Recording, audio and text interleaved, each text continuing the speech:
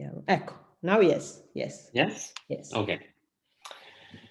Okay, these last two lectures will be concerned with the Kähler-Ricci flow. And, oops. Okay, so the Ricci flow has been introduced in the early 80s by Hamilton. And this is this evolution equation, which involves a family of Riemannian metric along its Ricci curvature.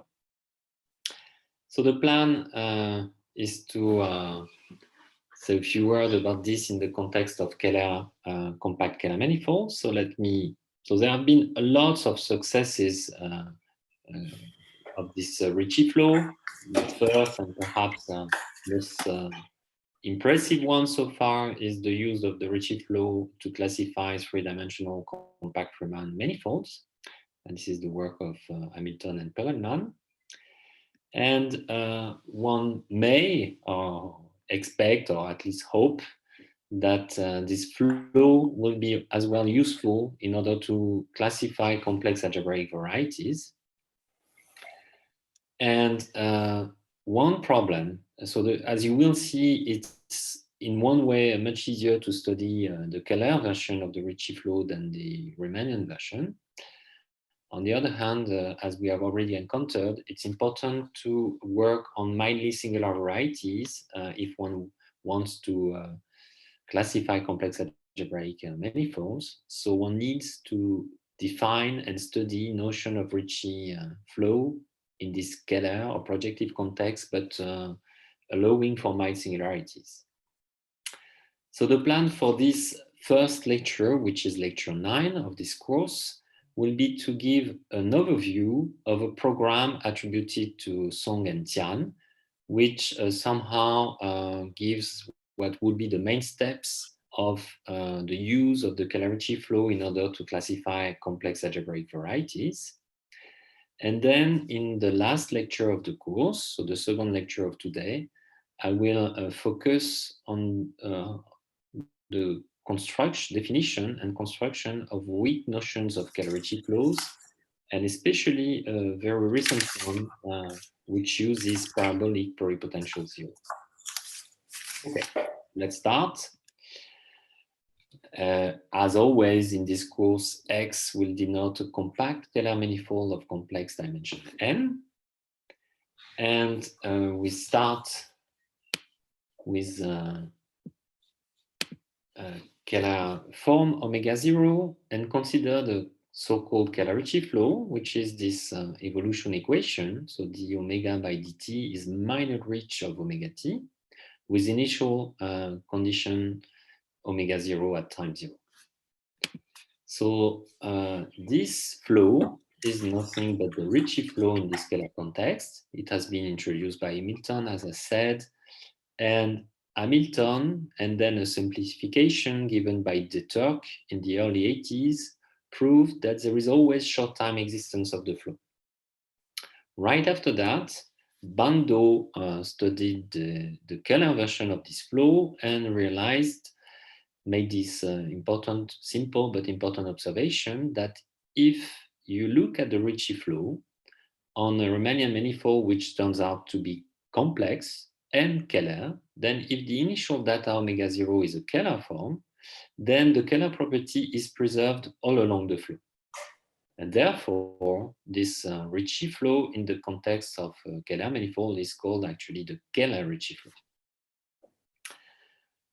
If you look at what happens at the cohomological level, so if I denote by alpha t the cohomology class of the Kähler form omega t, then on the left-hand side of this evolution equation, you have alpha t dot, whereas on the right-hand side, you have C1 of kx.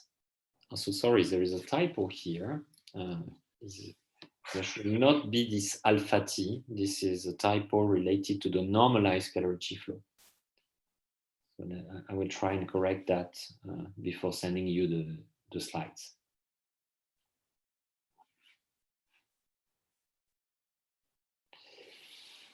And then with initial data alpha 0. So therefore, if you look at the at the chronological level, you have an ODE, a linear ODE of degree 1. Alpha t dot equals C1 of kx. So when you solve this ODE, then you get that alpha t is t times C1 of kx plus the initial data, which is alpha 0, or the class of omega 0. So it is natural to introduce the maximal cohomological time, Tmax, which is the supremum of those times t, for which the class remains scalar. Okay, so it's if you want to solve this nonlinear PDE d omega by dt is minor reach of omega t, a first obvious cohomological necessary condition is that t should not exceed this maximal cohomological time. So let me denote it by Tmax. Sorry. Yeah. The equation, this form doesn't seem to contain the plus alpha term, or am I mistaken? No. So I said this alpha t just above is a typo. So as you see, d omega by dt is a minus reach of omega at a cohomological level. On the left-hand side, you have alpha t dot, and on the right-hand side, you have minus c1 of x or plus c1 of kx, and that's it. Okay. Then alpha should be constant, no? No, alpha t. So alpha t dot is minus c1 of x. So alpha t is minus t c1 of x plus some constant. Okay, yes, right, sorry. Okay. So alpha t is alpha 0 plus t c1 of kx, just by solving this linear degree 1 linear ODE, right? Okay, so it's really, there is the typo is only on the previous line, right? Okay, so this is the maximal cohomological time, and let me make the following simple observation. So I'm wondering whether Tmax, or when is Tmax equals to plus infinity. First, assume Tmax is plus infinity. Then, if I divide the Kähler class alpha t by t, so if I'm renormalizing in time, then you see that alpha t is scalar, alpha t divided by t is scalar, and when t goes to infinity, alpha t divided by t converges towards the first Chern class of the canonical bundle. So, if Tmax is plus infinity, the C1 of Kx is the limit of Kähler classes. Conversely, I'm a bit.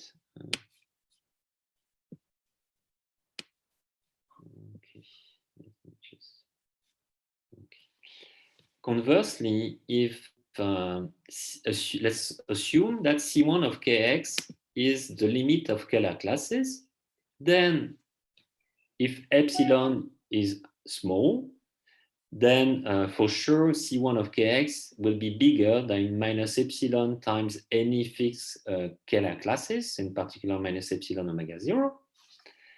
And therefore, if you look at omega 0, the class of omega 0 plus t times the first Chern class of Kx, this is bigger than this multiple of omega 0. And therefore, you see that this implies that this is positive, this class is positive as long as t is not too large and strictly less than 1 divided by epsilon. So in other words, what I'm just telling you here is that the converse holds, namely C1 of Kx is the limit of Kähler classes, implies that Tmax is plus infinity. So we have a characterization of the fact that this maximal cohomological time, which is once again a necessary condition for the existence of the flow along that time, then this Tmax is plus infinity if and only if C1 of Kx is the limit of Kähler cohomology classes. So it is therefore natural to introduce the following definition, which I could have made much earlier, but let's take this opportunity here. A cohomology class is called nef if it is the limit of Kähler classes. So if you like, it turns out that the set of Neff classes is a cone within H11, and this cone is nothing but the closure of the cone of Kähler cohomology classes. And an important definition here is that one says that an algebraic variety is a minimal model if the first Chern class of its canonical bundle is Neff, that is to say, is a limit of Kähler classes. So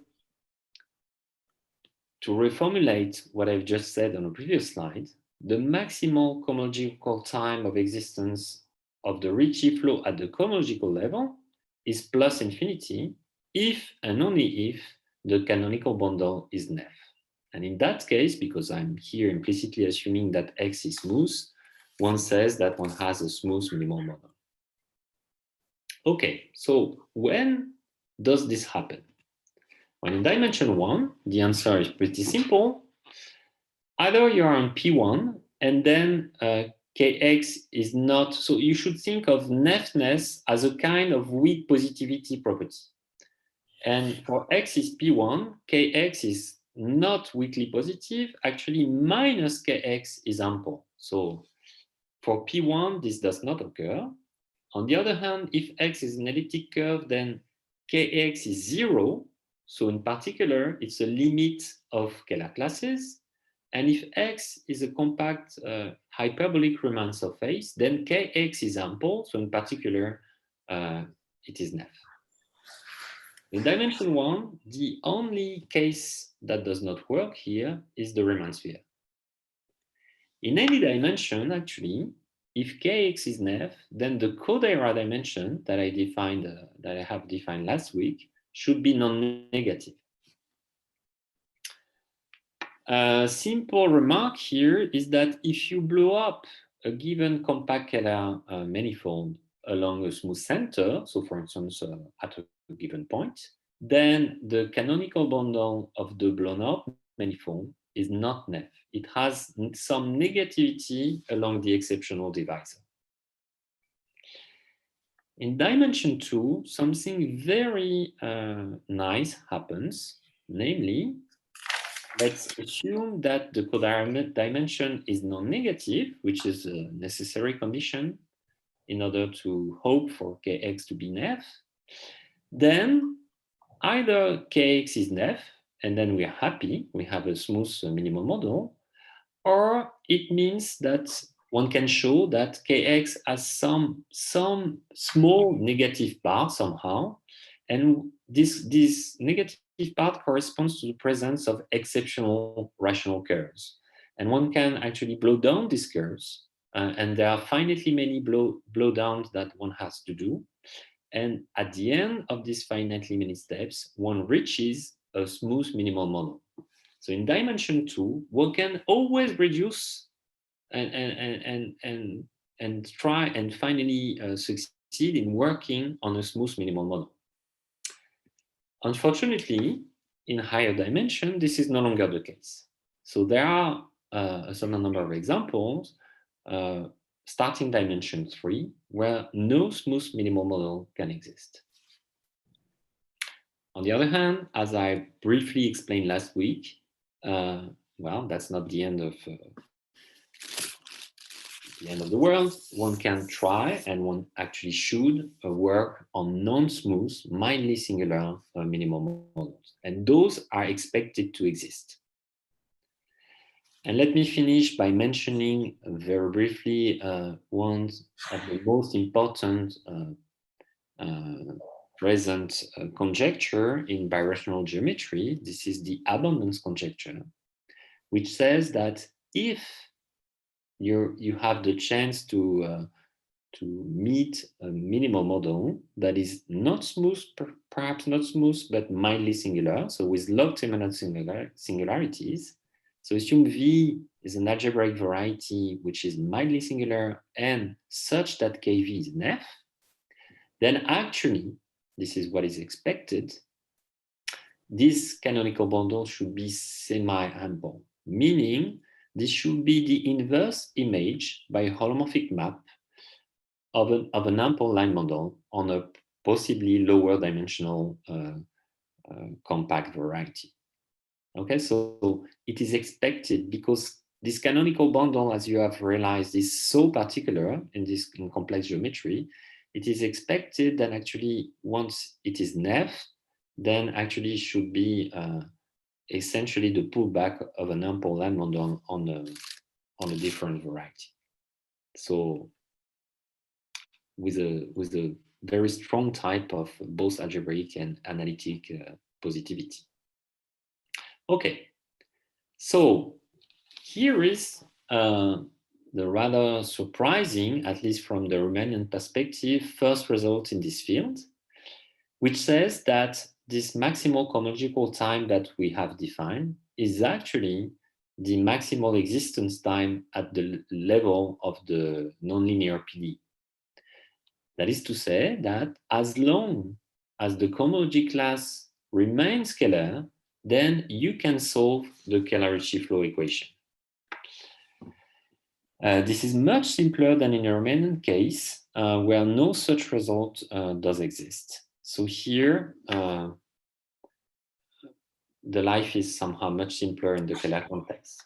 So let me stress once again that this maximal existence time of the nonlinear PDE only depends on positivity property of the first Chern class of the canonical bundle and on the first on the cohomology class of the initial data, the initial Kähler form alpha 0. So this gives some hope, and as you will see, this is not only hope, this will be a result soon, that one can start or run the Kähler-Ricci flow with an initial data omega 0, which will be actually less regular than a Kähler form. And this will be very important for the program that I'm going to describe. Okay, this program is about to show up in a few slides, but before that, I would like to make the connection between this nonlinear PD, the Ricci flow equation, and parabolic complex Monge-Ampere equations. So how does it go? Recall that at the cohomological level, omega t, the class of omega t, is the first class of alpha 0 minus t1 minus t c1 of x, or plus t c1 of kx.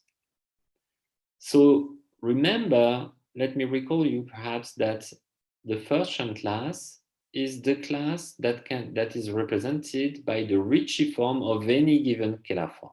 So here we have, if you like, a starting Kähler form, which is omega 0. So let me represent the first Chern class by the Ricci form of omega 0. So at the cohomological level, this is what we've got.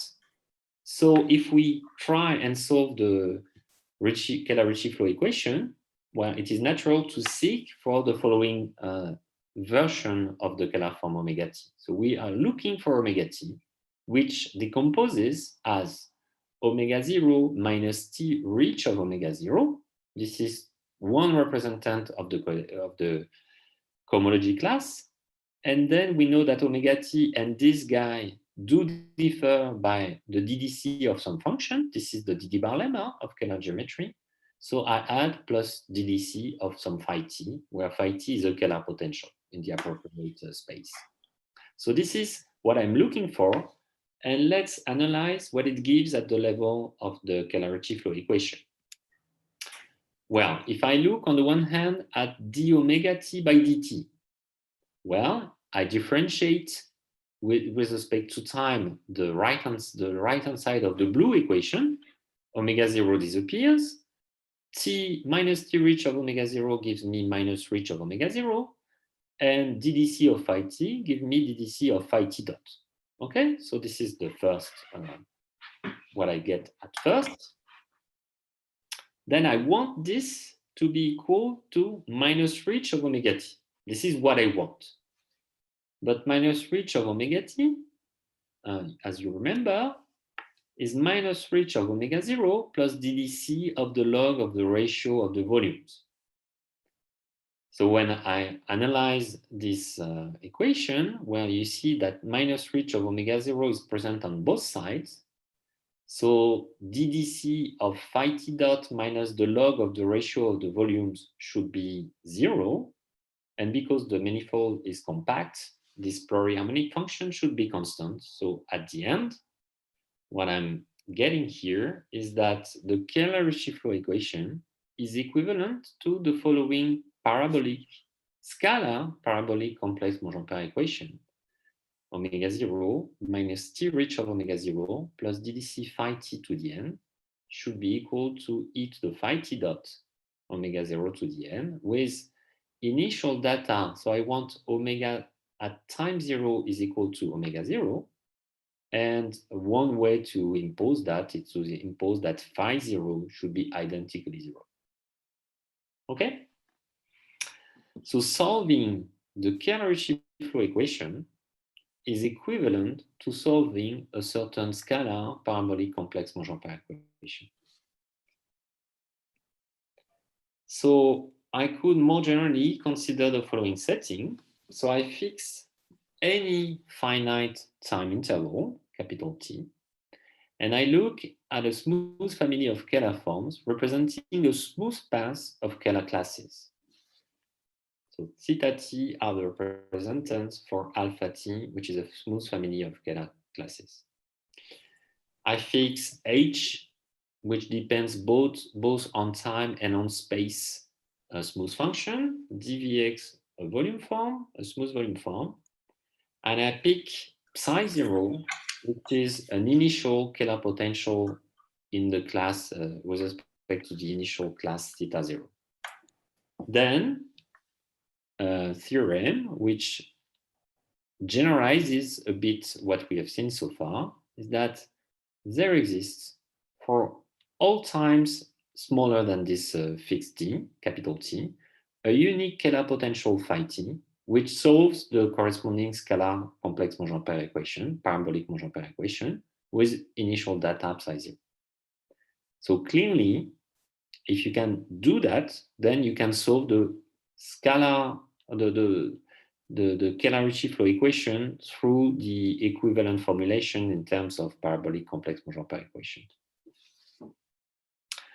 One can even slightly generalize this type of equation by considering a function h that also depends on a third variable in which you put the function phi t. But this requires some assumption on the behavior with respect to this third variable. So I won't say, I won't state a precise theorem here. You will see this last dependence showing up from time to time because not just for the pleasure of generalizing things, but because there is an important version of the Kähler-Ricci flow, which is called the normalized Kähler-Ricci flow, where such dependence shows up naturally. But I will explain this a bit later once needed. Okay, so this theorem, or the previous one with a slightly less general version, are proved along the following lines. So once again, like for Yau's theorem, I explained the proof of Yau's theorem in lecture 4. You try and deform this parabolic equation to a known parabolic equation and establish a priori estimates along this deformation. So here there are 3 global estimates and then local estimates. So the first one is a uniform estimate, which says that if you have a smooth solution, then this solution is uniformly bounded both in space and time. The second global estimate is an estimate for the time derivative. So this one is brand new by comparison to the elliptic situation. So similar statements, but with respect to the time derivative of phi. And finally, and then it's a bit similar to what we have already encountered in the elliptic setting, there is a so-called C2 estimate, but which is actually a control on the Laplacian of the potential phi in space, but which is uniform both in time and in space. If you succeed in proving this, and this is the case in the previous theorem that I stated, once you have that, then you can conclude by local argumentation. There is a parabolic version of the complex Evans-Krylov theory, which allows you from this and the equation that we are dealing with to obtain a slightly higher order type estimate. So here, the novelty by comparison to what we've seen and briefly discussed in the elliptic setting is that you have a different behavior in space and in time. So this is the estimate here says that the C2 gamma norm of phi is uniformly bounded, but so you see, you look at the second derivatives, and then you look at the Hölder norms for the second derivatives. But the Hölder norm should be of a certain type of exponent, and the exponent should be twice as much in space as you take it in time. And this is from a physical point of view, if you like, physicist point of view. This is due to the invariance property. So you have one derivative in time in your equation, two derivatives in space. Hence, when you renormalize, this is exactly what you should take. Okay, so the alpha 2 means I take the Hölder alpha 2 in time, and the alpha means I take the Hölder in space for the second derivative. And once you have that, again, by a local argumentation, you can use the parabolic version of Schauder estimates plus bootstrapping to get higher order estimates. Okay, so I'm not going to prove this. It would take me too long. But let me say one word. Since we have shown the uniform a priori estimate in the elliptic setting, let me compare to what happens here in this parabolic setting. So in order to estimate to get the first C0 estimate, the basic tool is the so-called Maximal principle, which says the following. Assume phi t is a sub-solution of the equation, whereas psi t is a super-solution of the equation, which means that the Monge-Ampere of phi t should be greater or equal than e to the phi t dot plus h of tx dvx. That means that phi t is a sub-solution of the equation, whereas psi t satisfies the reverse inequality. So the Monge-Ampere of psi t is less or equal than this right-hand side. So the first inequality means that phi t is a sub-solution of the equation. The second inequality means that psi t is a super solution of the equation. And I further assume that at time 0, phi 0 is less or equal than psi 0. Then the conclusion is that phi stays below psi for all times. So phi t is always less or equal than psi t. So this is a classical maximum principle. We will at some point need much finer types of maximum principle, but if you have never seen that, I think it is useful to give a few elements of the proof. So here is the proof. Fix some small epsilon positive and consider the difference. H epsilon is phi minus psi minus epsilon t in order to get some margin. What I want to say, what I want to prove is that H epsilon is always less or equal than 0. If I can do that for any epsilon, and then at the end of the day, I let epsilon tend to 0, and I will obtain phi less than psi. Okay, so that's the plan. Well, there is an alternative. Either H epsilon reaches its maximum at time 0, then what you see is that H at time 0 is phi 0 minus psi 0. By assumption, it is less or equal than 0. Hence, H epsilon is less or equal than 0, always. And this is exactly what we want. So let's look at the other possibility. The other possibility is that H epsilon reaches its maximum at a point T0 x0 with T0 strictly positive. Then we have two pieces of information. First, at the maximal point, the complex Hessian of H epsilon should be non-positive. In particular, DDC phi should be less or equal than DDC psi. The other piece of information is that the time derivative of H should be greater or equal than 0. And this precisely says that phi t dot is greater or equal than psi t dot plus epsilon. At the point, at one point T0 x0, which realizes the maximum of H epsilon. Then what do we get from that? Well, first, I'm using the fact that phi is a subsolution of the equation. So this is what it gives us. Now, at the point T0 x0, DDC phi is less than DDC psi. So this quantity is less than the corresponding quantity for psi. But psi is a super solution. So this Monge-Ampere of psi is less than this quantity. But at T0 x0, psi t dot is less than phi t dot minus epsilon. So this is what you've got.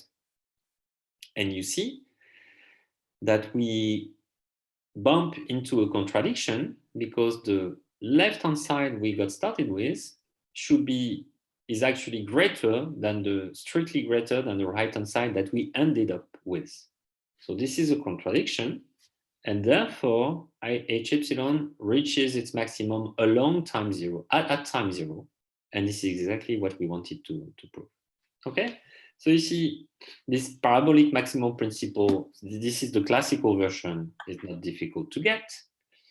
We will maybe state and use much refined version of such a maximum principle, but at least with this in hand, we can get rather easily the uniform a priori estimate, which was on the previous slide, which is this C0 estimate. So estimate with a 1 here, that phi in absolute value is always less or equal than C0.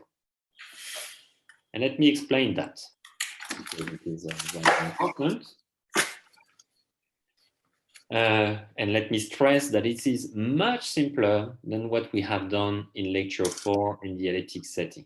So here is the proof of this C0 estimate. I fix M, a large constant, so large at first that it is greater than both the supremum of phi 0 and minus the infimum of phi 0. And I also impose to M to have the following property. So when t and x moves in this compact set, which is the compact interval 0t prime times x, I look at the scalar form theta t to the n x. These are smooth scalar forms that move on a compact set, so they are bounded from above and from below by some multiple of e to the h dvx. Okay, so certainly I can pick M so large that the corresponding ratios are both bounded from above by e to the m and bounded from below by e to the minus m.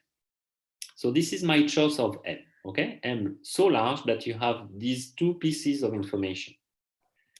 And then my claim is that if I look at the function utx, which is constant in space, and which is m plus mt, then this function is a super solution for the Cauchy problem for the parabolic equation. Namely, first, the simplest observation perhaps is that at time 0, u0 by definition is m, and by assumption, by the first assumption we made on m, it is greater or equal than phi 0, because m, I pick it to be bigger than sup of phi 0. Okay? Then I need to make sure that U is a super solution to the equation. But look at the equation. The Monge-Ampere of u, because u is constant in space, this is simply theta t to the n. And then because the time derivative of u is plus m, what is clear is that I get that the Monge-Ampere of u is less or equal than e to the ut dot times e to the h dv, by definition, by the second constraint I put on m. So u is indeed a super solution of the equation. And then with the maximum principle that I just recalled, what I do get is that phi, which is the equation, the solution of the equation of the Cauchy problem, is less than the super solution, and therefore it is less than m plus mt prime. And then you see how we get a uniform bond from above by a constant m, which depends in a rather simple way on the data of the equation, okay, and the initial data. And similarly, you can do the similar reasoning with v being minus m minus mt and realize that this is a sub-solution and apply again the maximum principle to get this. I'm stressing here that the uniform estimate in that context is not more difficult than that. So there will be more difficult C0 estimate in the sequel, but you see that at least to get just the fact that the Kähler-Ricci flow is well defined as long as you do not pass the canonical time, then for the C0 estimate, it's relatively to prove. Okay, so let me move forward and explain the so-called Song-Tian program, which goes as follows. So now that we have seen that the flow exists up to time Tmax, we would like naturally to understand what happens when t goes to Tmax. And here is what one would expect, or at least I really would like to prove. As t goes to Tmax, what one might hope is that the manifold X, and though with this family of Kähler metrics evolving along the Kähler-Ricci flow, one hope that they will converge in a sense to be made precise. So this could be both in the smooth category, wherever it is possible, in the Gromov-Hausdorff topology, if possible, so in a metric, algebraic, or analytic point of view. This is part of the difficulty to make this precise. But in any case, one hope that the manifold will be metrically deformed toward another object. And this object should be no longer a manifold, but rather a variety, still Kähler variety, and with mild singularities like those showing up in the minimal model program. So let me denote it by x1.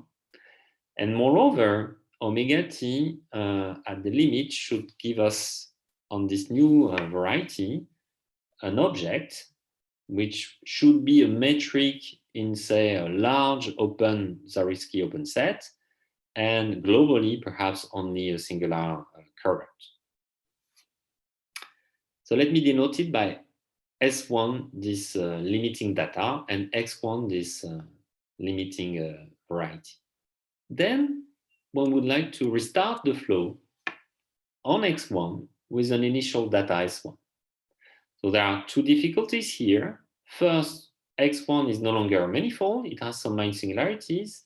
And second, S1 is no longer a Kähler form, it is rather a Kähler current. And then one would like to repeat this operation finitely many times and hope that after finitely many steps, one reaches another X, XR, say, which is a minimal model. So mildly singular variety with well-defined canonical bundle, and after finitely many steps, KXR should be NEF. And therefore, if we can restart on XR, this process, the maximal time at this new step should be plus infinity. And then one would like to study the long-term behavior of this Kähler-Ricci flow or its normalized version. Let me skip that for right now and hope that this will produce at the very end a canonical model. So yet another object canonically associated to XR with a canonical metric. Okay, so that's the plan. And there are lots of difficulties here, but let me describe a bit or very briefly what is known so far. First of all, in dimension 1, this works nicely, although, as Hamilton said, there are some situations, especially P1, where it's not so simple to prove that this program works. So already in dimension 1, there is at least one case where there are important difficulties. In dimension 2, let me skip a bit some technicalities and simply say that more or less the program is complete. And this is due to the work of many authors, and there are important contributions by Song, Jan Song, and Ben Wynkoop that I would like to stress here. And starting dimension 3, the program is largely open with lots of important works in the last 2 decades. And there are many difficulties to overcome. Let me stress a few of them. So first, as I already said, once in the process, you should start from an initial data, which is no longer a Kähler form, but rather a Kähler current. And this problem has been addressed in several works over the last 2 decades or so. And let's say it's more or less well understood by now, especially thanks to work of Songtian, Zerrier and Malsev, and Dinezza and Liu. I will make one statement in the next slide about this. Regarding the definition, so as I said, not only do you start from a rough initial data, but you also should start on a new object, which is a variety rather than a manifold. So you need to define a Kähler-Ricci flow in this context. And here there has been lots of works again, by Songtian again, by Essidieu, Zerrier, and myself, and more recently by Liu, Zerrier, and myself. And this will be the contents of the next lecture after the break. So let me skip that for right now. And there are also been a lot of works on the last step of the story. So trying to prove that once you have reached a minimal model, you eventually converge towards a canonical Bose model and Kähler metric. And again, lots of work in this direction, especially by Songtian, Tosati, and several of his co-authors. I mentioned especially this work by Tosati, Wynkoop, and Young. And I will just say one, or just mention one important result in a few slides from now. Okay, so that's to give you a bit spirit of what is going on these days around that program. And let me be more precise now on the smoothing property of the Kähler-Ricci flow. So again, here X is compact Kähler, alpha 0 is a Kähler class, and we have the following interesting regularization property of the Kähler-Ricci flow. So I pick T0, which is a positive closed 1-1 current in this Kähler class alpha 0. And then what we have proved is that if this positive current T0 has no Lalande number, so the standing assumption is that it has 0 Lalande number at all points of the manifold, then there exists a unique family of Kähler form omega t, which satisfies the Kähler-Ricci flow equation for positive times and which converge weakly as time goes to 0 towards this initial data T0. So this property, you can think of it as a smoothing property. So in a certain sense, T0 is canonically the weak limit of Kähler-Ricci forms. And this is a bit analogous to what you know. So this is a nonlinear version or analogous version to the smoothing property of the heat operator. You know that with the heat operator is a smoothing operator, and you can start from a rather degenerate initial data and apply the heat operator and get smooth objects.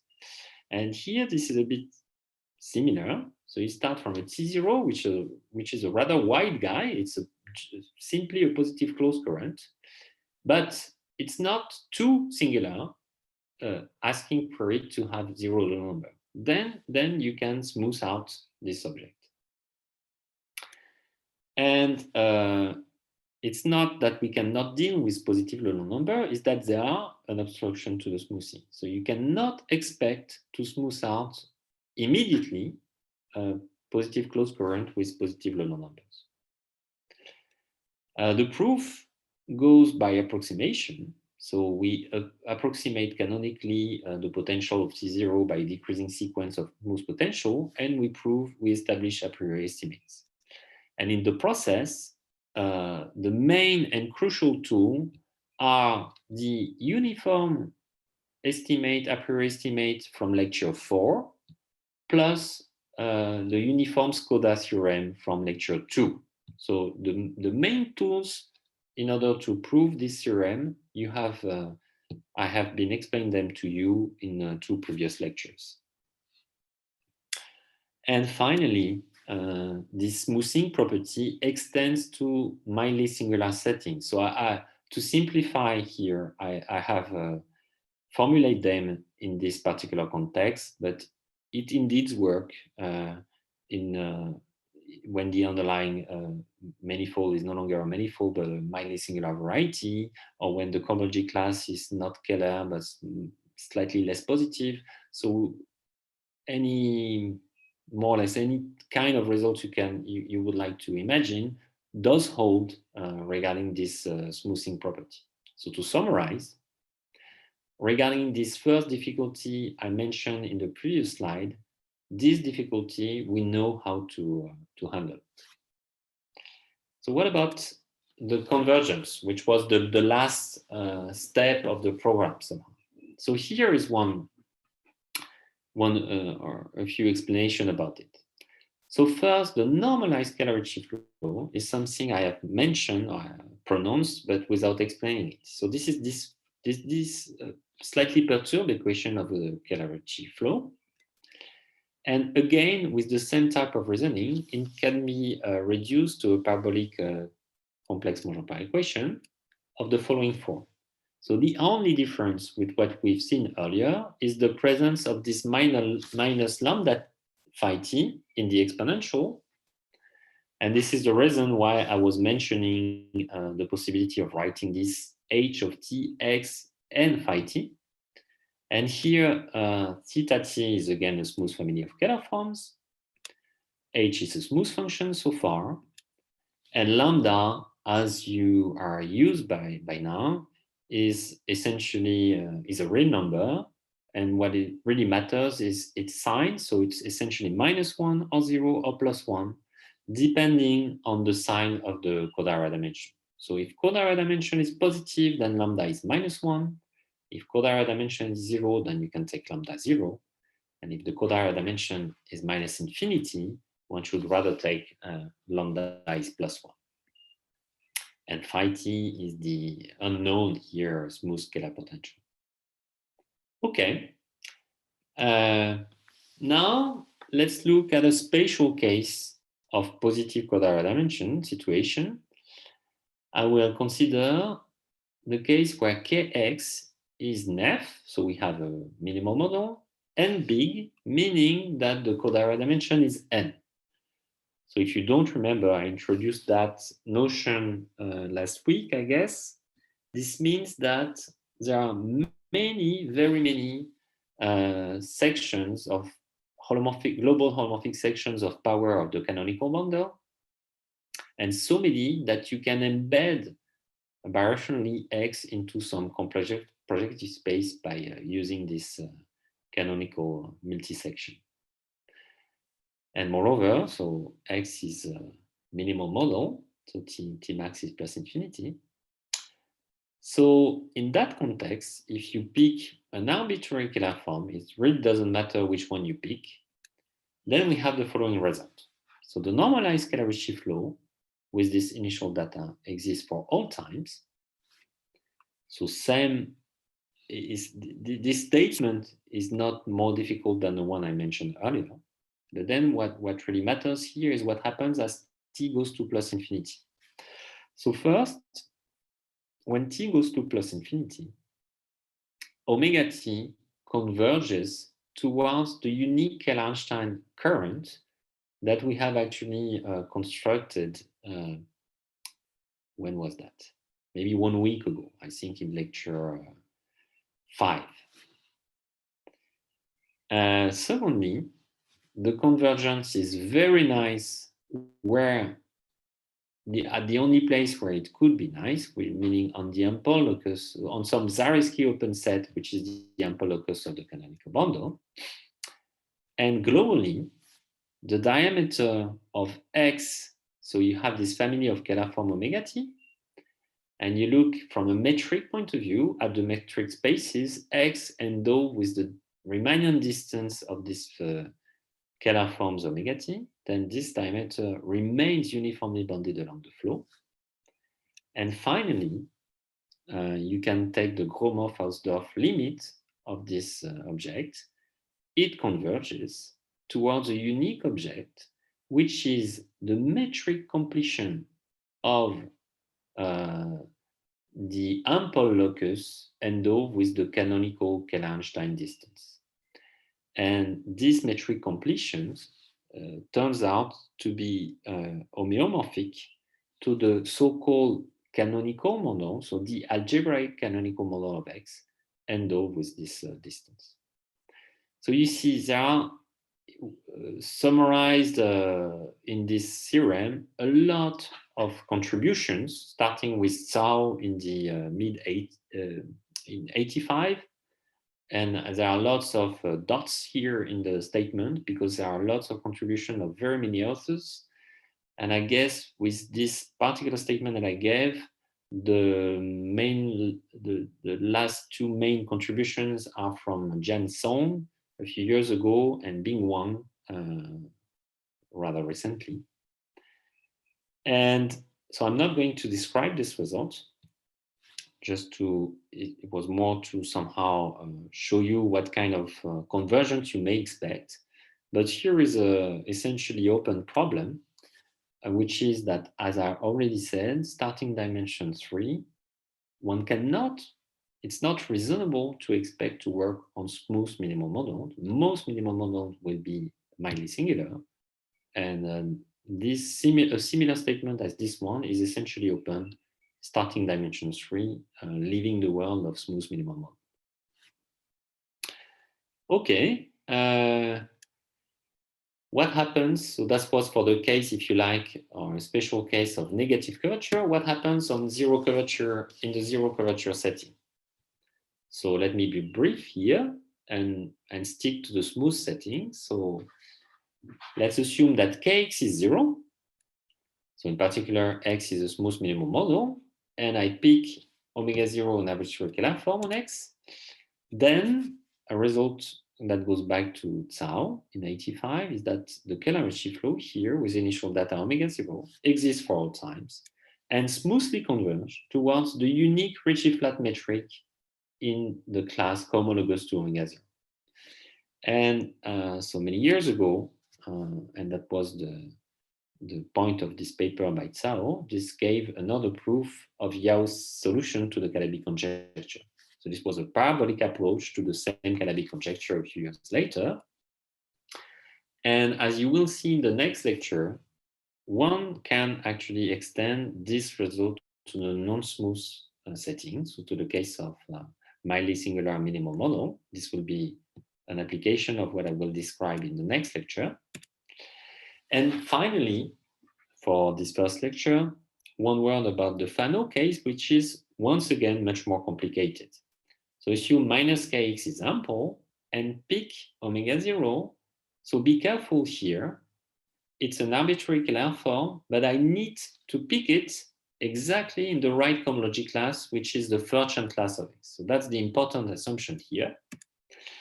Then the theorem that is almost 20 years old by now, and that goes back to the work of Perelman, says the following. If X admits a Kähler-Ricci metric, then the normalized Kähler-Ricci flow, so here be careful that this should be minus reach of omega t plus omega t, with initial datum this omega 0, this exists for all times, and this smoothly converge towards the Kähler-Ricci metric on the Fano manifold.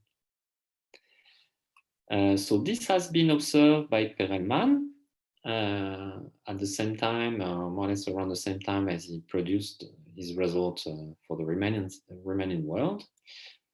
And it turns out that this result can be extended to mildly singular Fano varieties, so-called Q Fano varieties that I described, that I discussed a bit last Thursday, using a variational approach. And Perelman's work was unpublished, but has been published with some slight extension by Tian and Zhu some 15 years ago. The same result holds, replacing Kähler-Einstein metric by Kähler-Ricci soliton. So you can also have a similar result here. And more generally, Tian, based on work by Hamilton, conjectured the following, that on a given Fano manifold, even though no Kähler-Einstein metric may exist, this should be the case that from a metric point of view, the Fano manifold endowed with this metric corresponding evolving along the Kähler-Ricci flow should always Gromov-Hausdorff converge towards some Kähler-Ricci soliton, possibly on a different variety, and endowed with a canonical distance. And this conjecture has been famous for quite some time, and it has been recently proved due to the contribution of many authors. So let me simply mention these last few works by Tianzhang, Bamler, and finally Chen Wang, which has been published last year, which established this Hamilton-Tian conjecture. So if you want to learn more about that, please go to these papers. Okay, so this is it for this first lecture of today. That was a quick overview of several of the corresponding problems related to the so-called Song-Tian program. And let me finish by giving a few references. So this paper by Song-Tian, which was only published in 2017, actually has been circulated since more than 10 years and has influenced a lot of works. If you want to know more about this program by Song-Tian and how it works, especially in complex dimension 2, then there is a nice set of lecture notes by Ben Cove that I recommend. There are also a slightly more recent set of lecture notes by Valentino Tosatti, which you can get.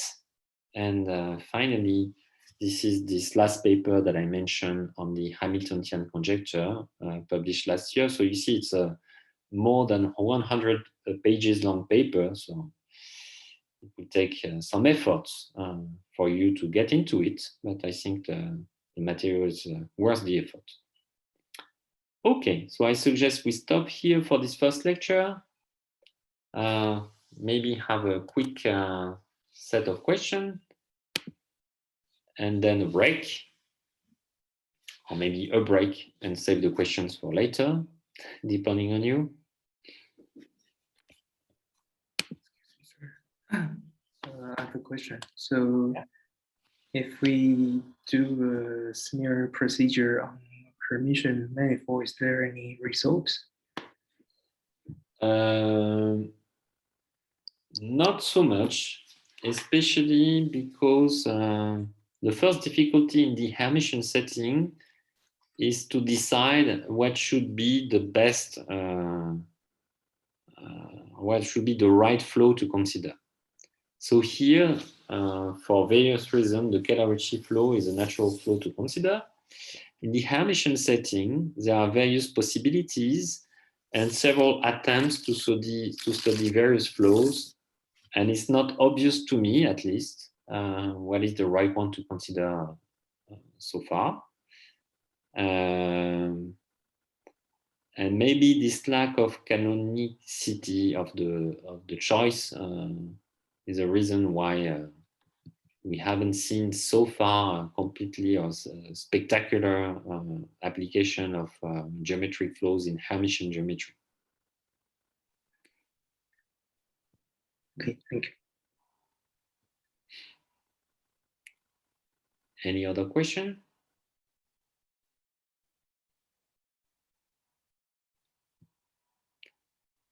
Okay, so maybe we take a break until 20 past 3. Is that okay, Stefano?